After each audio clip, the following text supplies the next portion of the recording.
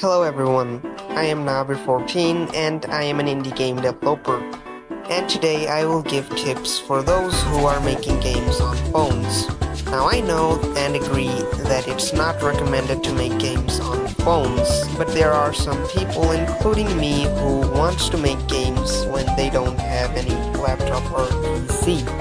So I will tell you guys how and what tools you can use to make games on your phone.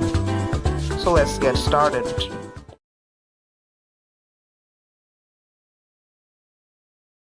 When developing games, you can either code them from scratch or use a game engine. For assets, you can either use asset stores or make them yourself. For these, you would usually use some kind of framework if coding the game from scratch, or game engines like Unity, Godot, or Unreal. You would also use Blender for making 3D assets and Sprite for pixel art assets and others. But when you are developing on a phone, you are limited. Or are you? For making games or coding in general, you would need a development environment. It can be an IDE or your terminal. On Android, you don't have terminal built in unless you use Android 16 or above.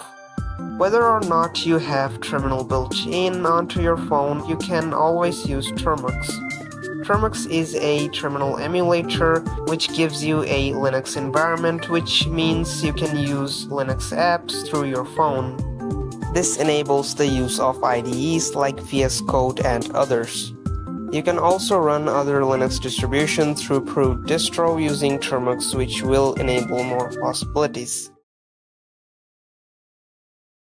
As I mentioned before, you would generally use a framework if coding the game from scratch. You can do this in Termux, as you can use Termux with VS Code and frameworks like SDL, Raylib, or Love2D, etc. If you want to use game engines, you can use Godot, which is available natively on Android. There are few limitations to the Android editor, such as not being able to bake lighting, but if you have a decent phone, you can bypass that using Termux and Godot Linux ARM. For tools like Blender, Sprite, GIMP, and Tiled, you can also run them using Termux. To do so, you have to use approved distro, which you can use to run a Linux distribution like Debian that can run those apps.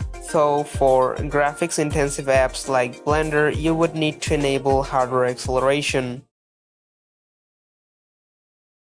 Now, you have the tools, but how to even use them in the first place? Well, it's the internet, and there are countless information online for free which you can use to learn. For example, you can read the Termux documentation and Linux terminology to learn how to use Termux or even Linux.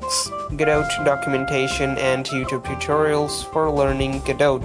Documentation or YouTube tutorials for the specific library you want to use, Blender documentation and YouTube tutorials for learning to use Blender, and much more. You just need to search for the right tool.